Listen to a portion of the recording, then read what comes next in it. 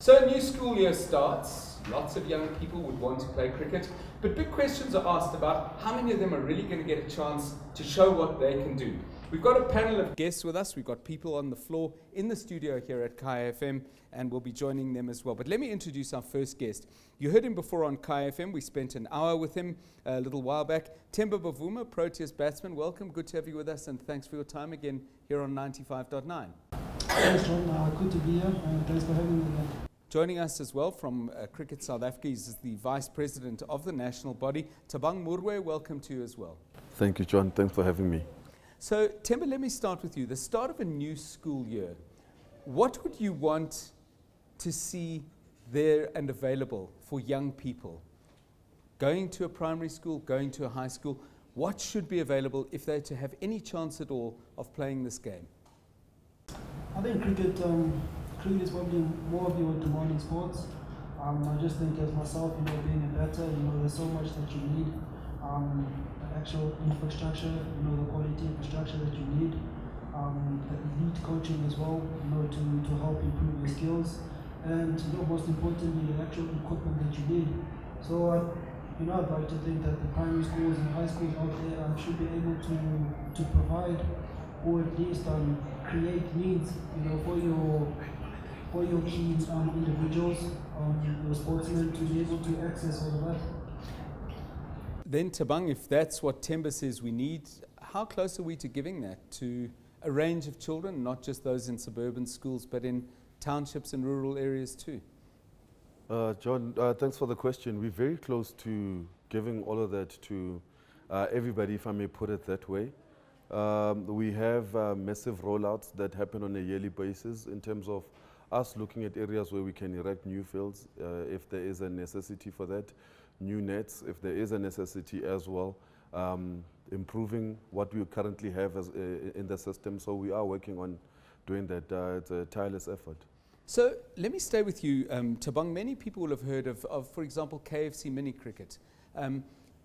There are, I think, about 105, 110,000 kids playing the game in its most basic and joyous form. Everybody gets to bat, everyone gets to bowl, the games are quick, the games are fast. How do we get, because obviously you can't have 105,000 people playing professional cricket, but is there a blockage where the children who are learning the game there get stuck? And if so, where is the point at which they get stuck? There's definitely many blockages within the system.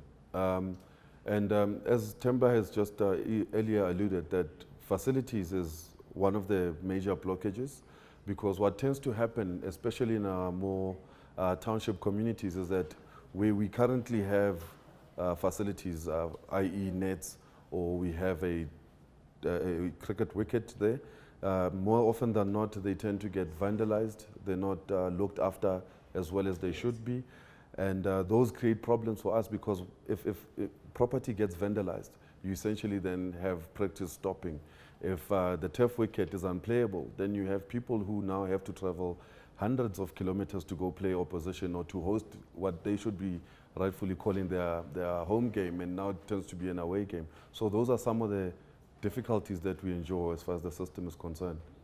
Temba, what is especially difficult about this game? It seems to me that the social surroundings around cricket in many ways are more demanding. Apart from anything else, you're playing for the whole day. And a lot of the time, you're sort of doing nothing. You're waiting to bat, or maybe you've been in and you've had a good innings, or worse, you've been in and you've made one or two and you're sitting alone with your own thoughts.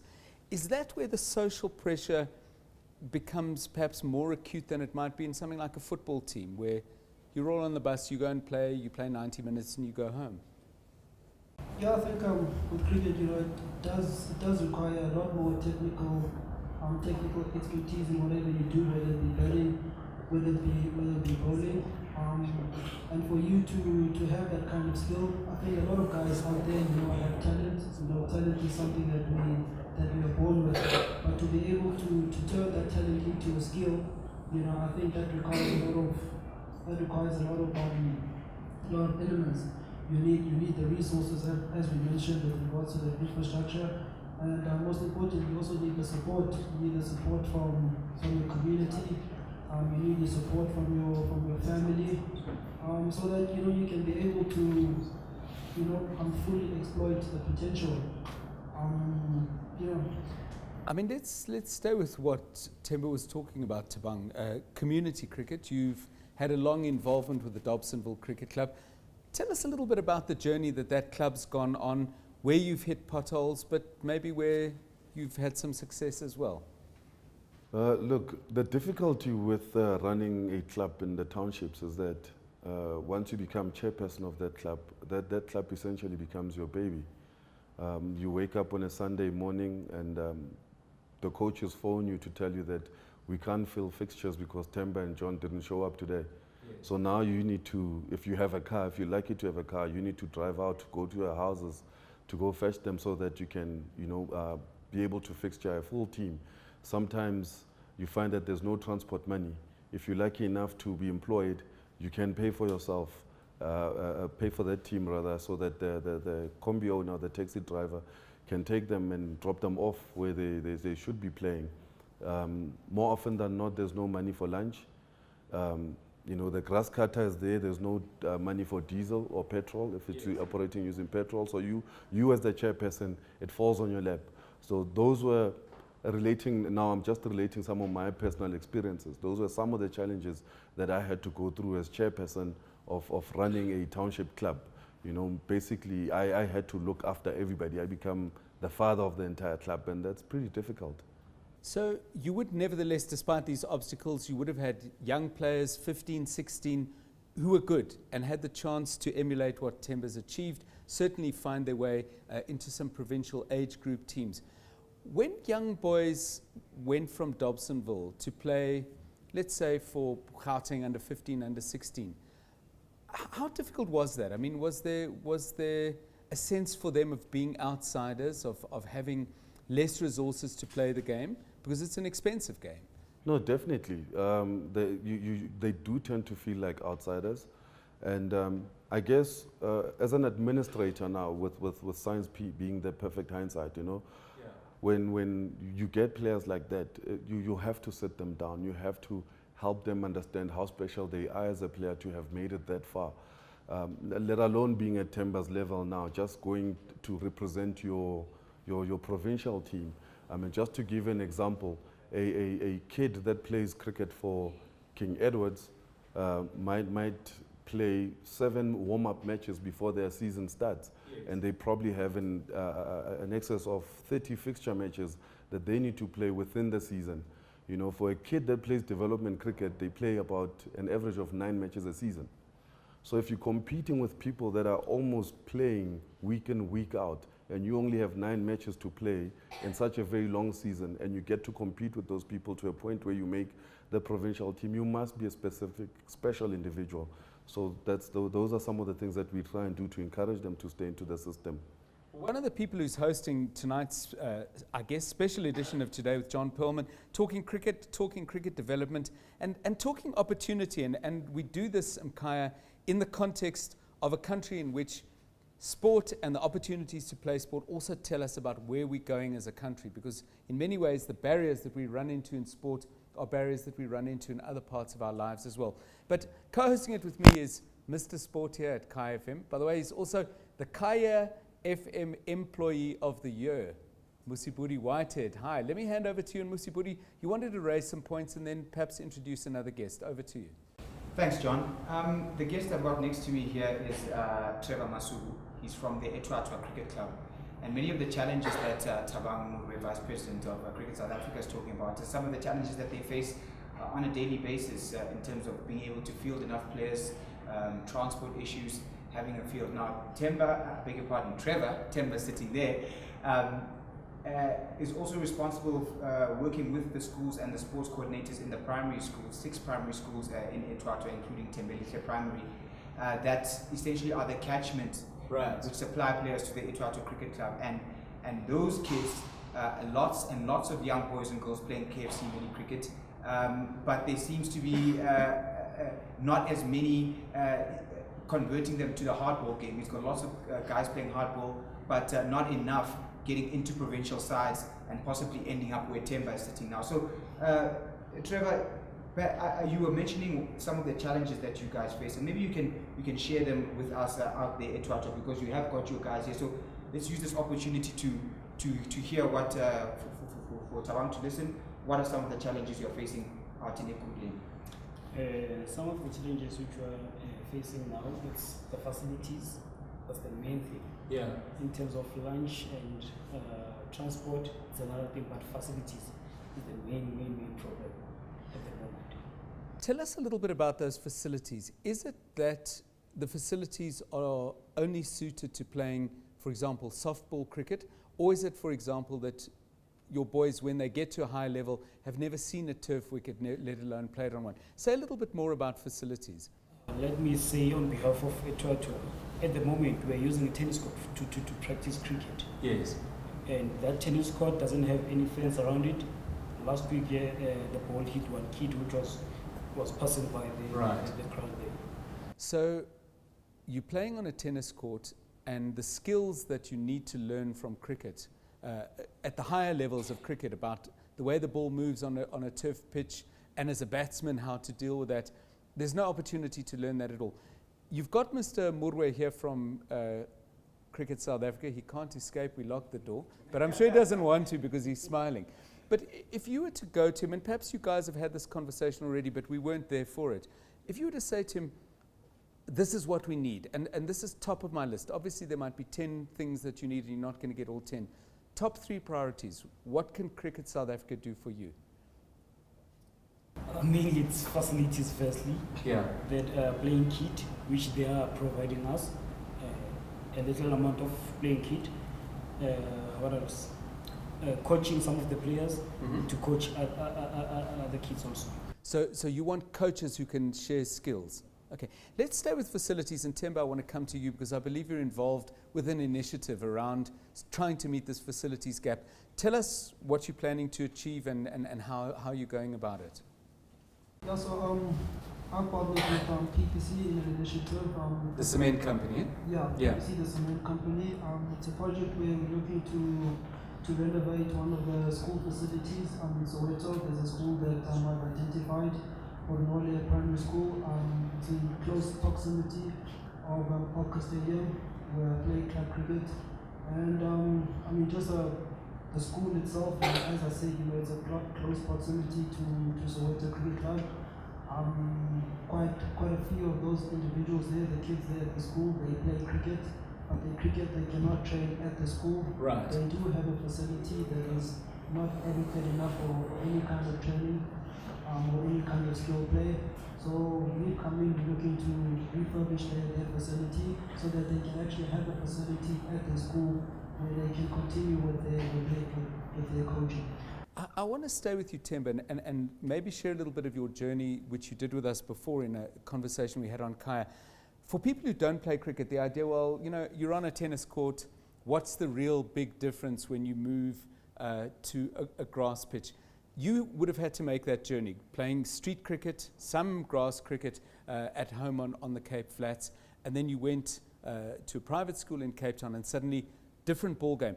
Tell us what that difference is and how much of an adjustment needs to be made, and perhaps most importantly, how much time you need to get used to the proper way in which cricket is played. Yeah, I think probably at a young age, the kind of, at a young age, probably at primary school and even, a bit younger than that, the kind of facility that you play on, it probably doesn't have too much of a big effect. I look at myself, I grew up playing in the street, and I think for me, it was very competitive. Yes. You got accustomed to playing the rising ball because the tennis ball bounces on the harder surfaces. Yeah. But I mean, there was a big difference when you had to play on a turf wicket. The ball spins on a turf wicket. It doesn't, bounce as pronouncedly. So you have to adjust your technique accordingly. And I mean, for me, there was great benefit for me having been absorbed into a schooling system. I'm going to your advantaged schools from Cape Town, from here, Johannesburg. I think the biggest thing for me that I kind of attribute to where I am now is the fact that, through the schooling system that I went to, I was kind of empowered in the sense that, I was given the values, Yes. the principles of of how a gentleman should actually act.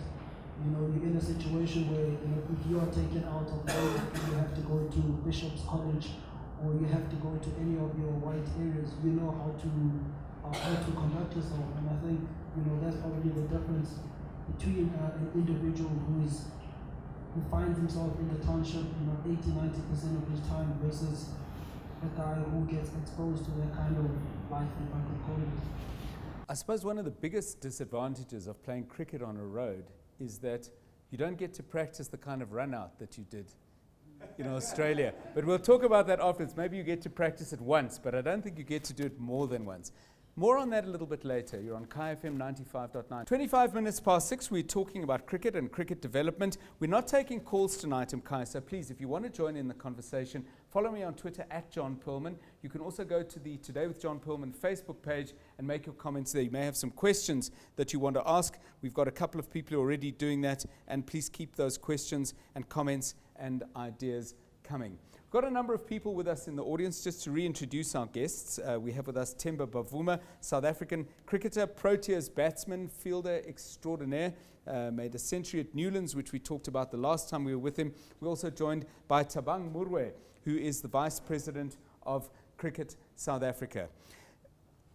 Coming back to you, Thabang, I mean, is the big issue, is it a lack of money?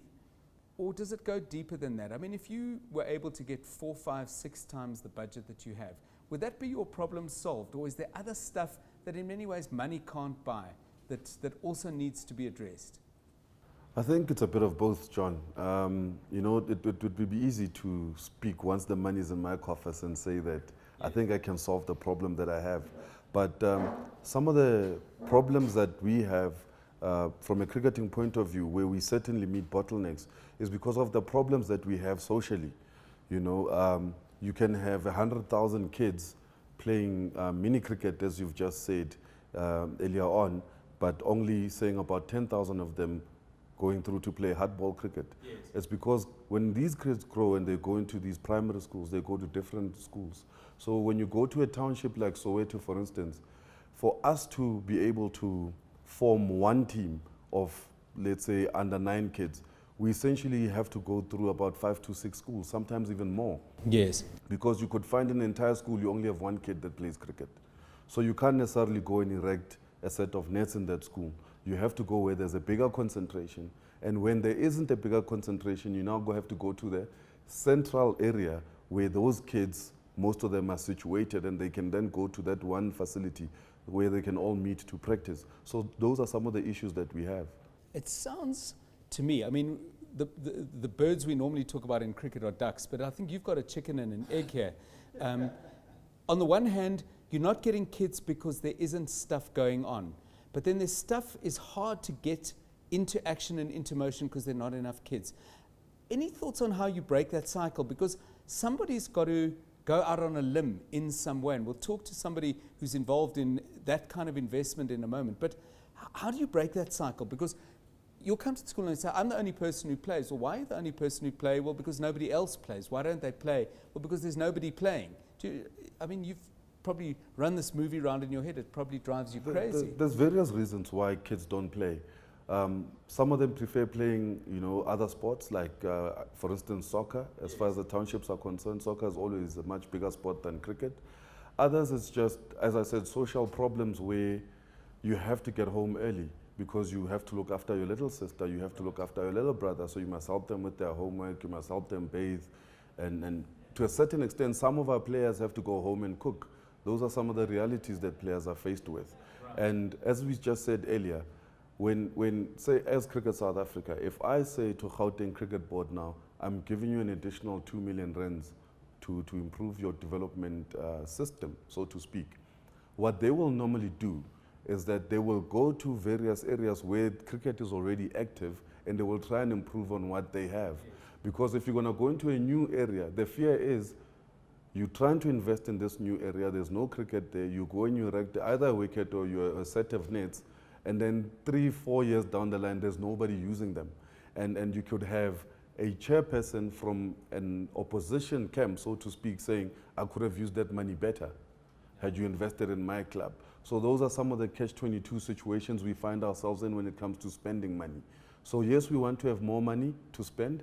And if I may just also tell you that as Cricket South Africa, we've also just approved an additional budget of 115 million to go into development cricket. And basically what this budget is supposed to do is, A, to help us get the best of the best as far as coaches are concerned. We know that most of the coaches that are filled in these private or your traditional cricket playing schools are coaches that come from the development system. So they left because the private schools are paying them or offering them a higher salary than what your normal cricket boards around the country would offer. Just to give you an example, on average, a coach that would be employed by either Gauteng Cricket Board or KZN Cricket Board earns about 2,500 a month. And I mean, nobody can live on that amount. So what we've done as Cricket South Africa, we've said we need to increase our budget spend for development so that we can help these affiliates to go get these coaches back, and hopefully we will be able to match these salaries and get these coaches coming back into the system. Well, to invest in cricket, of course, and the facilities requires some nerve and some money. And to talk about a company that's doing exactly that. Joining us from PPC, we heard Temba Bavuma talking a little bit earlier about that. Rein is the executive responsible for sales and marketing at PPC. Rob, welcome and thanks for giving us your time on Kaya. Yeah, good evening, John, Temba and Thabang. Thank you. Before we talk about what you're doing, tell us why you've brought Temba into this process. Obviously, you're looking to get something from him, but tell us exactly what. So as you know, we sort of got involved in cricket and our broader commitment to the communities around cricket, getting involved with PPC Newlands. It was a sponsorship deal which we signed about 2 years ago. And along with that, we got involved with JP Duminy and his foundation, the JP21 Foundation. And that's all about uplifting the communities in the Mitchells Plain and Strandfontein area where cricket, there was a lot of people that loved cricket, but they just didn't have the facilities to play the cricket, as you spoke about. So our commitment goes further than just the sponsorship. It goes to the communities around where we're involved in sponsorship and further where we operate. You know, we're an African brand now, we're moving up into Africa. So it's not about just our commitment to the build environment and our customers. It's about the communities around our factories. It's about the communities where we trade as well. So what are you going to be doing in Soweto? And I guess my question would be short-term goals, medium-term, long-term, because you're going to get different dividends over different timelines. But take us through how you see this unfold over the next 2-3 years. We're very excited to be involved with Temba and his foundation in Soweto. You know, JP's a Western Province boy through and through, so that our focus was predominantly pulled towards the Western Cape. We've got a massive market up in Gauteng, so Temba fits in perfectly for that. Soweto is also an area where we'd like to grow our brand, so it all just works well. And you know, Temba's come through the ranks of development cricket, and it's great to see youngsters coming through the ranks, and we'd like to be part of that as a corporate. Do you want to have lots of children playing, or do you want to find 2 or 3 stars that you can put on your cement bag and on advertising? Because some people will say, no, we want both, but in some ways, those goals are conflicting. Where's your priority? No, I think they're definitely conflicting. The more youngsters that are coming through the system, the better. I mean, if there are 100 youngsters that are able to play cricket, there's more chance of having all of those guys coming into the Proteas fold. We're not interested in having stars in our bags or involved with us. We'd love more and more people to be involved in the game. And let me ask you, Temba, that same question, but from the perspective of somebody who's played pretty much through your life and into your adult life. Where do you get change in a sport from? Is it from that mass participation, or is it from people like yourself and KG who are excelling at the Proteas end? I know you're going to want to say both, but if you had to pick one priority, where would your priority be? Grow the game or grow the stars? Yeah, I think to grow the game, you need individuals who become icons, who become models for the younger guys to aspire to. So I'll probably lean on to the individuals who go out there and achieve accolades, that they put up performances that inspires and positively influence younger guys to also dream and believe that, irrespective of their current state, irrespective of their conditions, they can also achieve their dreams. If there hadn't been lots of kids in the place where you grew up who wanted to play cricket, you might have been that one kid waiting for Mr. Moroe to arrive and say, hey, I'm putting together an under-13 team. Surely it was a big part of your start that if you went into the street with a bat and a ball, you'd soon have a crowd around you rather than a bunch of people saying, what is he doing? We're on our way to play football. Yeah, I think, for me personally, sport was always a passion. Growing up, soccer was actually my number one sport, as I mentioned. So yeah, I always had a love for the game. Cricket, soccer, whatever it may be that I could kick the ball around. And I think because of my passion, because of the fire that they had in me, I feel I was able to achieve the dreams that I had when I was young. Okay, I was about to give the phone number because that's just in my DNA to say give us a call. We're not taking calls tonight, Mkai. We're doing this from a studio audience we've put together in the foyer here at Kai FM. We gathered to talk about cricket. We're talking about it because it's the summer game. We're talking about it because we're very honored to have with us Temba Bavuma, Proteas batsman, and also Thabang Moroe joining us from Cricket South Africa, where he's vice president. We're chatting to Rein from PPC. They're investing in the game in Soweto in ways that we've been talking about and we'll talk about again. We've got people from the Twatwa Cricket Club out in Ekurhuleni. And we're talking about it. Maybe I'm the only person who thinks this is important, but I'll keep saying it. It's not just about what progress we measure in our sports, because if we fail to make our sports accessible to people, it's probably because we're failing in other areas of life. It means we're probably failing in our universities. It means we're not doing what we should in the world of business. We're probably not doing what we should in the arts. Tubbs says this: we really do lack facilities and practice equipment isn't enough and it's very expensive. Soccer is much bigger because it's less expensive compared to cricket. And a couple of you are making your comments on Twitter. Let me just share with you this comment from somebody who's from an organization called My Township School. And the person posting this particular tweet is focusing very much on coaching. It says, we need coaches to impart the skills. That's important to develop the game at township schools. Most schools have basic equipment, bats and balls. And My Township School goes on to say, we need skilled private coaches who could assist in developing the game at township schools. We're talking about cricket. There was a question put a little bit earlier about the relationship between facilities that are perhaps created in partnership with an organization like Cricket South Africa, but that fundamentally Thabang Moroe are in the hands of municipalities who, to be honest, don't always have the greatest record for looking after things that are public facilities like sports fields. How are you guys dealing with this? Because presumably if the field doesn't look as it should, a lot of the complaints come to you and you might have to say, it's not my lawnmower.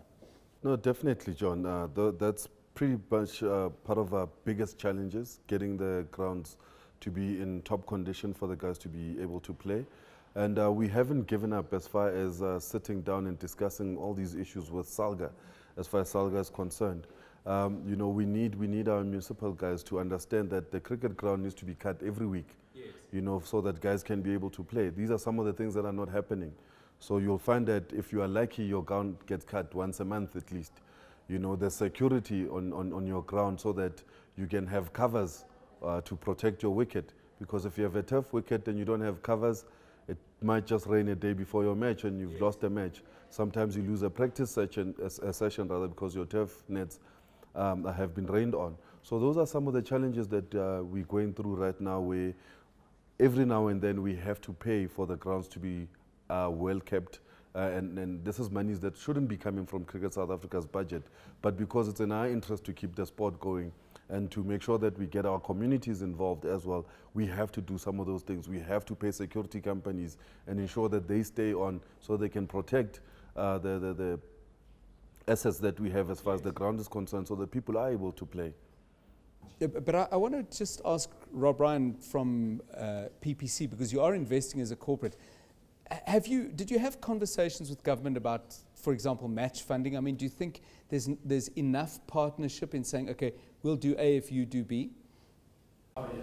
To date, we haven't had much interaction in that regard. Yes. But definitely, I think government and associations throughout all sporting codes need to get together and create sort of that the structures and the base that they can make attractive for corporates to get involved, and that corporates can actually see the return on investment and the commitment to communities around that. So I think that would definitely go a long way in attracting a lot more corporates. What would draw you in to maybe do another one or to expand what you're doing in Soweto and build on what you've done in the Western Cape?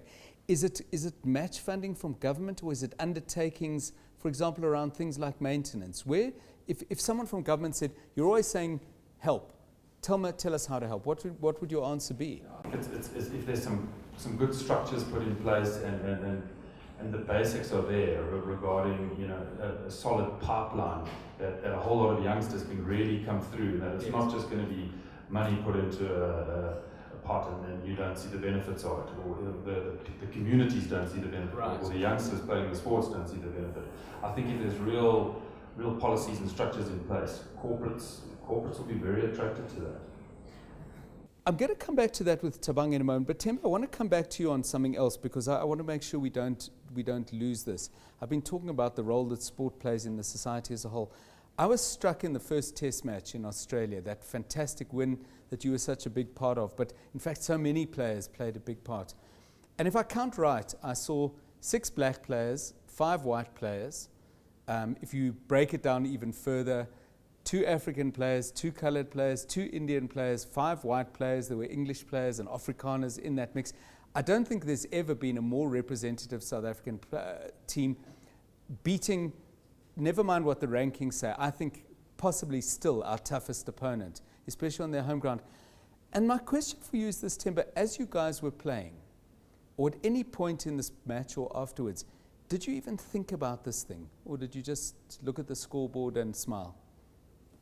I think, I mean, if you look at the Proteas, the whole culture of the team, I think diversity is a strong trait that stands out in our team. As you mentioned, you know, we are represented by many races, you know, and with all of that, we are able to put up the performances we've done. You know, I know as a player, you know, when I look next to me, you know, to my left or the right, you know, the color of the guy doesn't matter to me, and I know to the other guys as well. It's not a factor.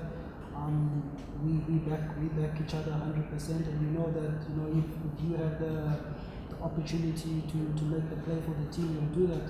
So for us, you know, it's nice from a country point of view that we have that kind of diversity, and we're achieving what we're doing. But as players, to speak from a player point of view, that's not something that you know, grabs our focus. Let me then ask you a different question related to that. You talk about diversity, and you could say diversity is in itself something that we need to achieve, and I think everyone would agree that you need to do that. But do you think you also have a more creative team if people come from different backgrounds? Because I know the game is played on the field, practice is in the nets, but presumably there's a lot of thinking about the game, because for half of a cricket match you're not on the field at all. Do you think the fact that people come from different backgrounds makes for a more creative environment in the problem-solving space, either before a game that you're about to play, or maybe a match that you've lost? Yeah, definitely. I think with that diversity, it allows guys to bring in their own touch, their own feel towards the team. Yes. Everyone contributes in a different way, you know, off the field. And like you said, you know, it aids towards that creativity. You know, the team is a lot more flexible, if I could call it. And I think, yeah, that's what probably makes us stand out, you know, as a team, as opposed to all the other countries. Now, government and sport and money and partnership. Thabang Moroe, I thought I'd give you time to collect your thoughts on this thing. I don't think it's going to be a short answer, but over to you. Thanks, John. My answer is really not going to be short, but I'll try and shorten it as much as I can. Look, as Cricket South Africa, words cannot express the gratitude that we have, you know, for having companies like PPC step in to assist us where we are falling short. And it is something that we really appreciate as far as corporates getting involved to help us grow the game from a development point of view.